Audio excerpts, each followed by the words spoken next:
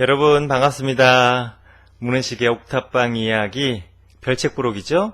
진짜 시크릿 특강 세 번째 시간입니다. 본격적으로 이야기하기에 앞서서 질문이 왔습니다. 근데 그 질문 내용이 매우 좋은 거라 함께 또 공부를 해보고 오늘의 주제 말씀드릴게요.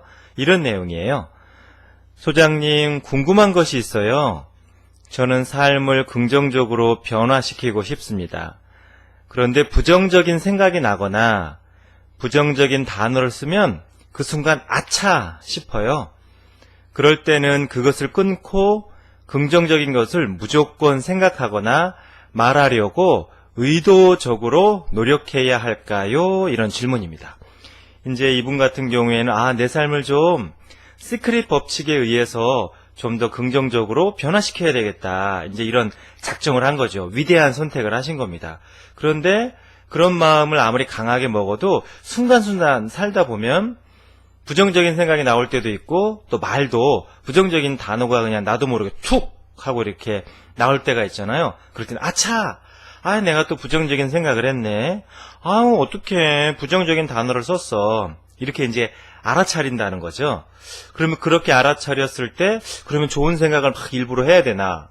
아니면 그냥 무조건 긍정의 단어를 더 많이 말해야 되나? 이게 조금 고민이신 거예요.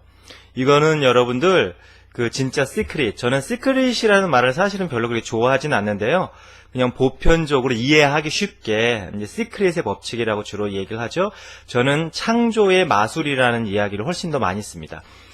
그런 창조의 마술을 스스로의 삶에 이렇게 걸 때 또는 내 삶에 드러내기라는 표현도 쓰는데요. 그렇게 내 삶에 어떤 새로운 긍정적인 것, 기적적인 일, 내가 바라는 것들을 그렇게 나타나게 할 때 가장 중요한 첫 단계가 뭐냐면 알아차리는 겁니다.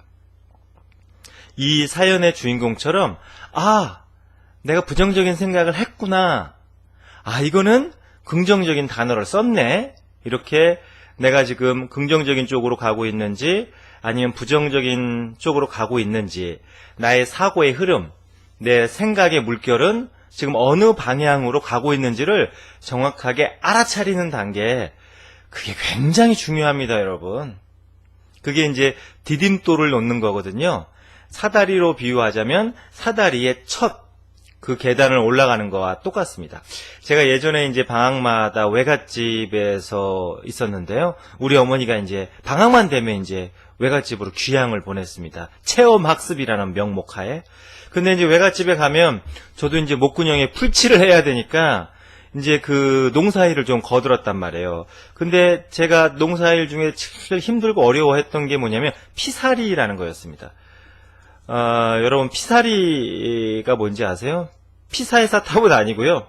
송사리도 아니고 피사리라는 게 뭐냐면 그 벼를 이렇게 심어 놓으면 그 잡초 중에 피라는 잡초가 있습니다. 사실은 잡초는 아니죠. 그냥 우리가 부르기에 잡초라고 부르는 거지. 근데 이제 그 피라는 풀은 벼하고 아주 비슷하게 생겼어요. 그 녀석들도 이제 생존을 해야 되니까 그게 일종의 진화의 산물이죠. 그래서 유심히 보고 잘 뽑아야만, 그러니까 피하고 벼를 잘 알아차리고 구분해야만 그렇게 피를 솎아낼 수 있단 말이에요. 근데 이제 저는 처음이라 또 이제 도회지에서 태어나서 서울에서 낳고 자라서 이제 방학 때만 외갓집에 간 거니까 사촌형들은 이제 피를 뽑으면서 쭉쭉쭉쭉 나가는 거예요. 근데 저는 어떤 게 피라는 풀인지 어떤 게 벼인지 구분이 안 되니까 막 열심히 뽑는다고 다 뽑았는데 나중에 알고 봤더니 벼를 다 뽑아놓은 거죠. 피하고 벼를 구분을 못하는 겁니다. 그 확실한 구분이 뭐냐면 피는 가운데에 이렇게 줄기 같은 게 하얀 줄기가 보여요. 근데 벼는 그게 보이지 않거든요. 그걸 유심히 봐야 처음에는 잘 보입니다. 나중에 이제 쑥달이 되면 기계처럼 그냥 피만 쑥쑥쑥쑥쑥 뽑아버리죠. 그것처럼 어떤 게 피라는 풀인지 어떤 게 벼라는 곡식인지를 구분을 못할 때 아무거나 막 뽑아내던 그런 어린아이처럼 어떤 것이 긍정적인 생각이고 긍정적인 단어고 어떤 것이 부정적인 생각이고 부정적인 단어를 모를 때는 전진이 없습니다. 내가 거둘 수 있는 소출이 없는 거예요. 내가 가을에 추수할 때 걷어들일 내 곡식이 없는 거죠. 근데 어느 순간 이거는 벼다, 이거는 피다를 구분하면서부터 이제 잡초를 제거를 하고 잡초를 제거한 만큼 이제 벼가 무럭무럭 자라서 가을에 이제 수확할 게 많아지는 거죠. 생각도 똑같다는 겁니다. 여러분 창조의 마술을 걸 때 그리고 끌어당김이나 아니면 드러내기를 내가 내 삶 속에 적용하고 실행을 할 때 가장 중요한 것은 그래서 알아차림이에요. 어떤 게 부정적인 것이고 어떤 게 긍정적인 것인지 이것을 정확하게 아는 게 정말 중요하다. 여러분 책을 읽으려면 가나다라, 기역, 니은부터 알아야 하는 것처럼 그거 기역, 니은, 가나다라를 알아야 책을 읽을 수 있는 것처럼 그 알아차림이라는 게 마치 우리가 책을 읽기 전에 기역, 니은, 디귿을 배우는 거랑 똑같다는 거죠. 여러분 그래서 알아차리는 것과 그렇지 못한 것은 100만 배의 차이가 있습니다. 100만 배. 소장님 그렇게 차이가 많이 나요? 차이가 많이 납니다. 영어를 할 수 있는 사람과 영어를 할 수 없는 사람의 차이는 단지 언어 하나를 알고 모르는 차이지만 그 사람의 삶은 굉장히 다를 수 있잖아요. 그것처럼 굳이 영어를 들었습니다만 굳이 그렇게 알아차리는 것과 못 알아차리는 것의 차이는 100만 배 정도 난다. 그래서 내가 그전에는 모르고 있다가 내가 이거 부정적인 단어를 썼구나, 부정적인 생각을 했구나 딱 알아차렸을 때 이미 100만 배, 100만 보 전진한 것이다. 이렇게 생각하셔야 됩니다. 자, 그러면 알아차렸단 말이에요. 그리고 그 알아차림이 매우 중요한 진전이고 출발이다. 이제 그것을 꼭 기억해 주시고 그 다음에는 어떻게 할 거냐는 거죠. 알아차린 다음에 중요한 것은 좋은 생각, 좋은 단어를 3번 정도 소리내서 하는 게 좋습니다. 예를 들면 부정적인 생각을 했어요. 내가 이거 할 수 있을래나? 어머 어떡해, 나 부정적인 생각을 했네? 이렇게 딱 알아차렸잖아요. 그러면 그래, 내가 왜 못해? 나라고 왜 못하겠어? 다른 사람들도 다 하는데 마음만 먹으면 얼마든지 할 수 있지 이게 그렇게 어려운 일이라고. 하는 사람은 되게 돼 있어. 그게 우주의 이치야. 이렇게 좋은 생각을 3번 정도 해야 된다는 겁니다.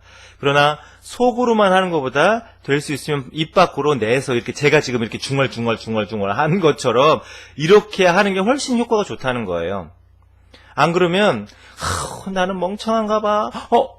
내가 내 스스로에게 부정의 마법을 걸었네? 그러면 이제 긍정의 마법을 걸어야지. 내가 잘 못하는 것도 있지만 잘하는 것도 굉장히 많아.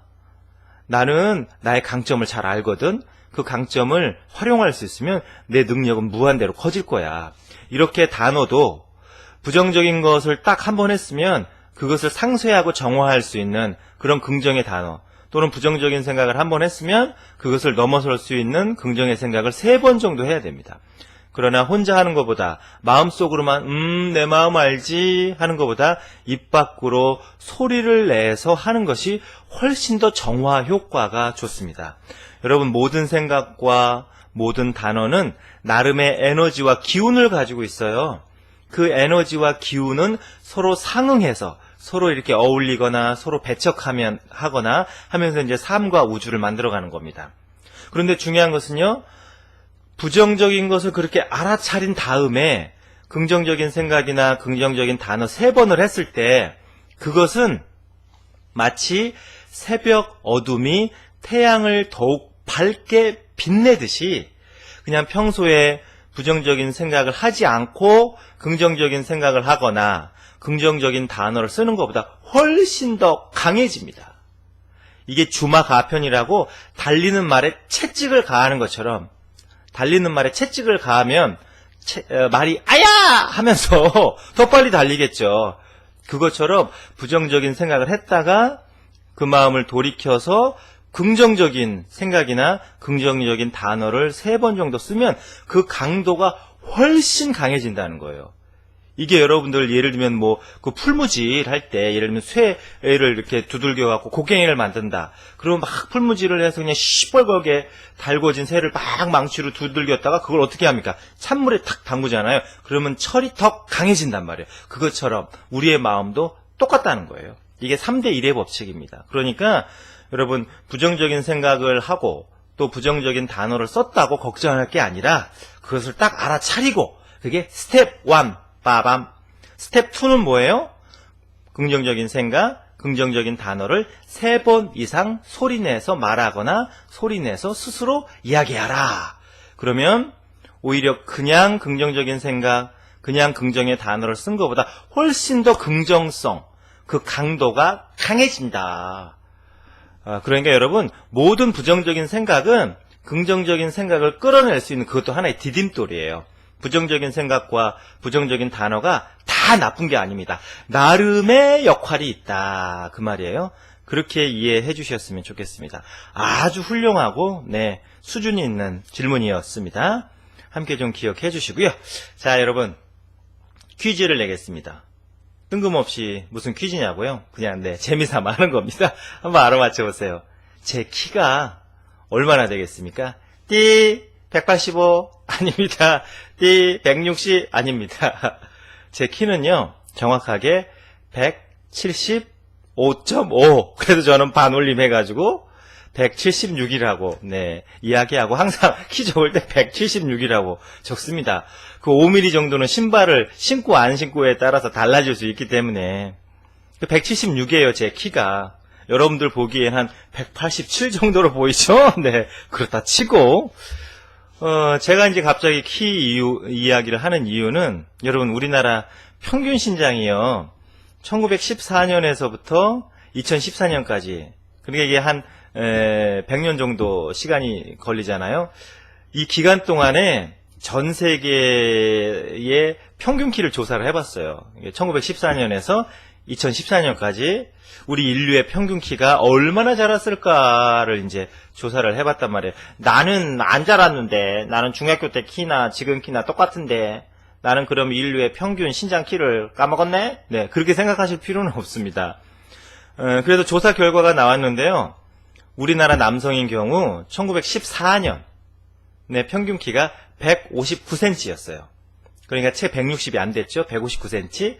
근데 2014년에는 174가 됩니다. 그러니까 한 100여 년 동안 15cm가 성장을 한 겁니다. 여성들은 더 놀라운 그런 성장을 보입니다. 이게 그냥 그 달나라로 치솟아 올라가는 로켓처럼 그냥 키가 쫙 자랐습니다. 나는 안 그런데 그런 생각을 할 필요가 없다는 거죠. 여성들은요 142cm에서 162cm로 무려 20cm 정도 성장을 합니다. 정말 놀라운 금자탑 같은 키의 성장이죠. 평균 신장이 그렇게 자랐다는 거예요. 소장님 근데 진짜 시크릿 이야기 하시다 말고 왜 갑자기 키 얘기를 하세요? 중요한 거 오늘은 유전자 얘기를 하기 위해서 그렇습니다. 여러분들은 유전자가 변할 수 있다고 생각하세요? 아니면 유전자는 그냥 부모님으로부터 물려받은 거니까 타고난 대로 그냥 생긴 대로 살아간다고 생각하십니까?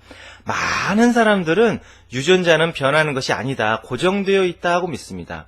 그런데 여러분, 만약 유전자가 고정되어 있다면 키나 몸무게나 뭐 혈액형이나 얼굴 생김새나 나아가서 성격까지도 유전자의 영향을 받는다고 하잖아요. 그 유전자가 고정되어 있다면 어떻게 100년 사이에 인류의 평균 키가 남자는 15cm, 여성은 20cm 성장했겠냐는 거죠.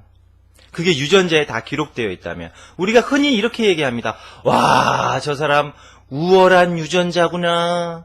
와, 저 사람 축복받은 유전자구나. 키가 크거나 저는요 먹어도 살이 안 쪄요. 좀 얄밉긴 하죠. 그럼에도 불구하고 저 사람은 유전자가 특별하구나. 이렇게 우리가 흔히 얘기를 합니다. 우리 집안은 심장이 약해서요. 가족력이 있습니다. 그러면 나도 심장병 걸릴 확률이 높은 거 아니야? 이렇게 생각한다고요. 대부분 유전자는 고정되어 있기 때문에 사람들의 키나 IQ나 건강이나 재능이나 아니면 질병이나 이런 모든 것이 유전자의 절대적인 영향을 받는다라고 믿습니다. 그런데 최근 연구 결과에 의하면 그게 아니라는 게 속속 밝혀지고 있습니다. 저는 오늘 핵심적으로 그 말을 드리고 싶은 거예요. 디펙 초프라라고 제가 아주 좋아하는 그런 심신의학자가 있습니다. 이 사람은 거의 서양에서 유일하게 몸과 마음의 관계를 연구해서 이제 의사예요. 몸과 마음의 상호작용, 서로 몸과 마음이 어떻게 대화를 할 때 그것이 우리 건강과 몸에 어떤 영향을 미치는가, 이걸 거의 최초로 연구한 사람이거든요. 디펙 초프라라는 사람, 심신의학자. 또 루돌프 탄지, 루돌프 사슴코는 아니고요. 루돌프 탄지, 네, 이름이 참 재밌네요. 신경학 박사입니다. 이 사람들이 수십 년을 연구해 본 결과 놀라운 걸 발견했습니다. 뭐냐면 유전자가 변한다는 겁니다. 우리는 유전자가 고정되어 있다고 믿었는데 최신 의학을 통해서 유전자 안을 들여다보니 유전자가 끊임없이 스스로 변하고 있다는 거예요. 그래서 너는 도대체 네 애비한테 나쁜 유전자만 물려받아서 왜 그러는 거야? 이런 게 없다는 거죠. 이 사람들의 연구에 의하면 나쁜 유전자도 원래 없고 좋은 유전자도 원래 없다는 겁니다. 이것을 후성유전학 이렇게 얘기를 해요. 유전자는 태어날 때부터 우리가 부모님으로부터 물려받은 것이 그대로 고정되어 있는 것이 아니라 어떤 상황, 어떤 환경, 그리고 중요한 것은 어떤 마음으로 살아가느냐에 따라서 얼마든지 유전자가 변한다는 겁니다. 여러분, 이게 최신 의학 과학의 이론이에요. 그걸 뭐라고 부른다고요? 후성유전학. 이 유전을 대표하는 유전자가 변한다는 거예요. 그래서 인간의 유전체가 대개 23,000개 정도, 그 유전자 지도를 풀어보니까 23,000개 정도의 그 유전체를 발견을 했는데 그 중에 5%만 고정되어 있답니다. 5%. 혈액형 뭐 이런 거요. 그리고 나머지 95%는 지금 이 순간도 얼마든지 변할 수 있다는 거예요. 그래서 학자들이 야, 이게 사실일까? 너무 경이로운 거죠. 그동안에는 유전자가 고정되어 있다고 생각을 했는데 벽에 박아놓은 못처럼, 아주 대못처럼 이거는 어떻게 변경할 수 없는 거라고 생각했는데 유전자가 변한다? 이거 놀라운 사실이네. 빅뱅을 발견한 이론만큼이나 이거 정말 경이롭고 신기한 현상이네 라고 하면서 수많은 실험을 해봤어요. 예를 들면 이런 겁니다. 예를 들면 꼭 이 내용은 아니지만 제가 이제 설명을 쉽게 하기 위해서 조금 변형해서 말씀을 드리면 마늘을 전혀 모르는 쥐들이 있어요. 무슨 쥐들이 음식을 먹거나 먹이를 먹을 때 마늘이 들어가야 제맛인데 한국 사람들은 마늘의 힘이지 그러지 않잖아요. 그래서 마늘을 태어나자마자 한 번도 접해보지 못한 쥐들에게 예를 들면 마늘을 먹였단 말이에요. 그러니까 마늘이 그냥 독하니까 쥐들이 그 마늘을 싫어해요. 그러지 않겠어요? 그러니까 그 쥐들에게는 원래 마늘을 싫어하고 좋아하는 유전자가 없었다는 거죠. 유전 정보가. 근데 마늘을 막 먹였어요. 먹어라! 인류를 위해서 넌 먹어야 해! 하면서 이렇게 먹였단 말이에요. 이게 동물 학대일 수도 있지만 그래도 소중하게 인류의 건강을 위해서 소중한 헌신, 희생이라고 우리는 감사를 하면서 이제 그런 실험을 했단 말이에요. 그러니까 마늘에 대한 일체의 유전 정보가 없는 쥐에게 마늘을 막 먹였어요. 그러니까 이 쥐가 이제 마늘을 아주 싫어하게 됐죠. 그리고 얘네들이 새끼를 낳는데 그 새끼들도 마늘을 싫어하는 거예요. 이 얘기는 뭐냐면 어미의 유전자가 변했다는 뜻입니다. 그 마늘이라는 환경을 접하니까 얘가 유전자가 변해버린 거예요. 마늘을 싫어하게끔 그 유전 정보가 새겨진 거죠. 그래서 그것을 다음 세대에게 물려준 거예요. 그러니까 새끼들도 태어나자마자 마늘을 전혀 접해보지 못한 그런 쥐새끼인데, 쥐새끼라니까 좀 이상하네요. 쥐 아이들이라고도 좀 그렇고, 쥐새끼가 맞죠, 원래? 걔네들이 그 마늘을 싫어하는 거예요. 그래서 참 묘하다 싶어갖고 이번에는 그 마늘에다가 이렇게 꿀을 섞어가지고 아주 맛있게 달그물하게 해가지고 이제 그 새끼 세대에게 그 마늘을 이제 꿀에 번복해서 이제 먹였단 말이에요. 그러니까 얘네들이 어떻게 하겠어요? 좋아하는 거예요, 이제. 마늘을 싫어하는 유전 정보가 유전자 안에 있어서 그게 대물림 됐는데 다시 아주 맛있고 달콤한 꿀에 잰 마늘을 주니까 마늘을 막 먹으면서 마늘이 너무 좋다. 아이고 행복해라. 이것이야말로 beautiful world 하면서 정말 아름다운 세상이로구나 하면서 유전자가 변한 거예요.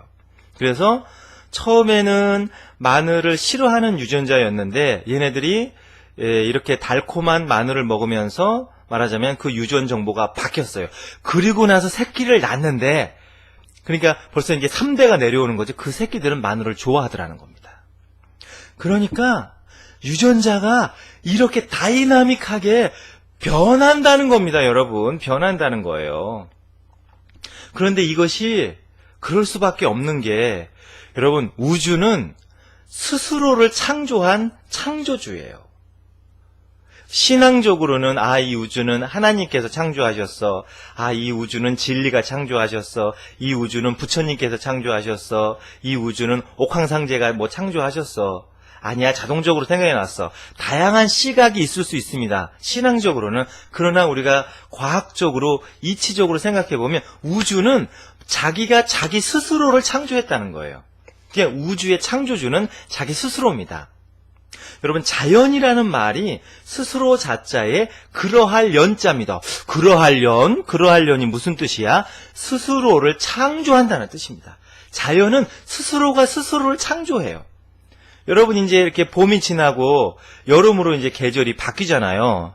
그러면은 봄이 나 여름으로 바뀌어야 되는데 국회에다가 계절 변화에 대한 특별법 상정해야 될까? 국회의장이 이 특별법 상정해 줄까? 아니면은 여름에서 가을로 바뀌어야 되는데 이거 국민투표 붙여야 되나? 6월 달에 지방선거 하는데 그때 여름이 가을로 변해야 되냐고 그거 한번 국민투표 해볼까? 이러지 않잖아요. 자연은 자기 스스로를 창조하고 변화시키는 힘이 있어요. 여러분, 빅뱅 이전에 우주는 스스로가 우주는 어떻게 자기가 자기 스스로를 창조할 수 있었냐면, 빅뱅 이전에 이미 그 헤아릴 수 없는 작은 점일 때 우주 스스로가 무한한 가능성과 무한한 힘과 무한한 에너지를 갖고 있었다고 그랬죠. 그러니까 빅뱅하고 폭발하기 이전에도 그 우주 전체를 창조할 수 있는 가능성과 힘과 에너지를 이미 우주는 가지고 있었단 말이에요. 그게 물질로 드러나지 않았을 뿐이죠. 그 기운에 의해서 빅뱅이라는 대폭발이 일어났고 지금 이 순간도 스스로가 스스로를 창조하고 있는 겁니다. 스스로가 스스로를 조각하는 우주는 조각가예요. 그런데 사람도 마찬가지라는 거죠. 그게 핵심이에요. 빅뱅하고 폭발하면서 그 흐름에 의해서 우리가 나왔어요. 그래서 모든 만물은 한 근원으로부터 나왔고, 그리고 우리 스스로에도 그렇게 빅뱅, 내가 나를 창조할 수 있는 어마어마한 가능성과 힘과 에너지가 이미 태어날 때부터 나는 가지고 있다. 그 말씀을 누누이 강조했잖아요. 그리고 지난번에는 온 우주가 하나로 연결되어 있다. 그 말씀까지 드렸습니다. 오늘이 이제 핵심 중에서도 핵심이다. 기초를 탄탄하게 해야 돼요. 이게 이제 기초 체력을 기르는 거예요. 태권도 하기 전에 발차기 연습하는 거예요. 그래야 이제 품새 배우고, 그래야 이제 시합에 나가니까. 사람도 마찬가지라는 겁니다. 그런데 이것을 우리 조상들, 특히 영적으로 깨어있고 각성되어 있었던 수준 높은 성현들은 이것을 이미 알고 있었어요. 우주가 스스로가 창조하는 힘을 가지고 있는 것처럼 사람에게도 내가 나를 창조하고 내가 나를 조각할 수 있는 힘이 원래 있다. 이것을 성자들은 아셨단 말이에요. 여러분, 성경 이런 대목이 나옵니다. 요한복음 3장 16절인데요. 하나님께서 세상을 매우 사랑하시사 자신의 독생자를 주셨으니, 독생자라는 표현이 나옵니다. 교회 다니시는 분들은 아마 독생자가 무슨 뜻인지 다 아실 거예요. 독생자는 외아들이라는 뜻입니다. 여러분, 외아들은 어때요? 부모님의 모든 유산을 물려받죠. 그거예요. 모든 유산, 하나님의 권능과 하나님의 영광과 하나님의 사랑과 하나님의 유산을 물려받은 외아들이 예수님이라는 거예요. 그런데 그 독생자는 예수님만 말하는 게 아니라 우리 모두가 우주의 독생자라는 겁니다. 우리가 그 창조의 흐름으로부터 나왔고 그 창조의 힘이 우리에게 이미 있고 내가 나를 조각할 수 있는 권능과 영광이 우리에게 있기 때문에 우리 모두가 우주의 독생자라는 거예요. 성경은 그것을 비유적으로 말합니다. 하나님을 우주라고 생각하면 예수님만 독생자로 나온 게 아니라 우리 모두가 그것처럼 창세기에도 보면 하나님의 형상을 본따서 아담과 하와를 만들었다고 했잖아요. 그건 뭐냐면 우주의 창조의 능력 그대로, 우주의 섭리 그대로 우리가 창조됐다는 뜻이에요. 제가 계속 말씀드린 빅뱅 이후에 그 무한한 가능성과 힘과 에너지가 우리에게도 그대로 대물림되어 있다. 독생자는 그런 뜻입니다. 우주에 말하자면 그런 무한한 가능성과 무한한 힘과 권능을 우리가 그대로 물려받은 외아들이라는 거예요. 우리 모두가, 우리 존재가.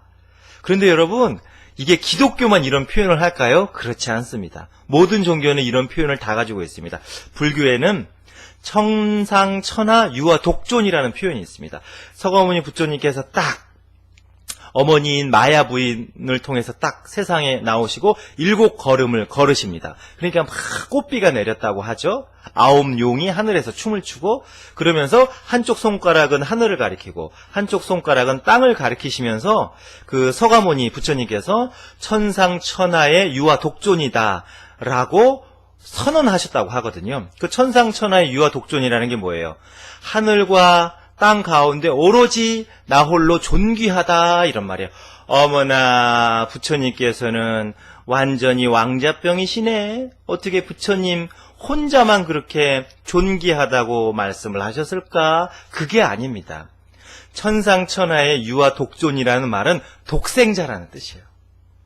우리 모두가 우주의 창조 가능성, 힘, 원리를 그대로 가지고 있기 때문에 그래서 내가 잘났다는 게 아니라 나 스스로가 우주의 창조력과 우주의 권능과 우주의 권한과 우주의 가능성과 에너지를 가지고 있는 여러분 우주는 이 우주 가운데 하나밖에 없잖아요. 우주가 둘일 이유는 없지 않습니까? 우리 우주 내에서는 우주는 감독이면서 주연이면서 주인공이면서 촬영 감독이면서 본인 혼자 다 하는 거예요. 천상천하의 유아 독존은 그런 뜻이란 말이에요. 그러니까 독생자라는 표현하고 천상천하의 유아 독존이 말은 달라도 우주는 스스로를 창조하는 감독이요 주연이다 라는 말을 종교적으로는 독생자라고 표현하기도 하고 불교에서는 천상천하의 유아 독존이라고 표현하기도 한다 그 말이죠. 여러분 그래서 원래는 끌어당김의 법칙이라는 말이 틀린 말입니다. 끌어당긴다는 건 뭐예요? 나는 여기 있고 소망이나 내가 꿈꾸는 건 저기 있고 이미 둘로 보는 거죠. 그게 하나인 건데 우주는 태양계까지는 우주고 다른 행성은 우주가 아니야 이렇지 않습니다. 간은 내 몸이고 위는 너의 몸이야. 심장은 내 거지만 12지장은 네 거야 이러지 않잖아요. 한 몸이잖아요. 그것처럼. 그래서 끌어당김이란 말은 원래 맞지 않아요. 둘로 나누어 보고 애써서 그걸 잡아당겨야 된다는 이원론입니다. 둘로 나눠서 보는 거예요. 그런데 그게 아니에요. 한 마음, 한 몸, 한 기운. 우주라고 하는 것 속에 그렇게 함께 호흡하는 한 마음, 한 몸, 한 기운, 한 마음일 뿐이에요. 그래서 끌어당김의 법칙이라는 말은 틀린 말이고 그래서 제가 창조의 마술, 드러내기 또는 이렇게 시크릿의 법칙에서 말씀하시는 분들은 물질화, 내 정신과 생각을, 마음을 물질화시킨다는 거예요. 아니면 내 삶 속에 이렇게 드러나도록, 현재하도록 하는 기술, 이렇게 표현을 합니다. 그리고 여러분 핵심은요, 우주는 자기 스스로를 창조하는 창조주, 감독이자 주연이자 촬영 감독이에요. 우리도 그렇다는 겁니다. 나도 그렇다는 겁니다. 내가 내 유전자를 변화시킬 수 있는 것처럼 내 삶을 얼마든지 조각하고 창조하고 만들어갈 수 있다는 거예요. 여러분 이게 핵심 중에서도 핵심입니다. 창조주가 어디 있어요? 내 인생의 조물주가 어디 있습니까? 나는 나의 창조주다. 이 말씀을 꼭 기억하고 음미해보고 생각하시면 좋겠습니다. 오늘은 여기까지입니다. 감사합니다.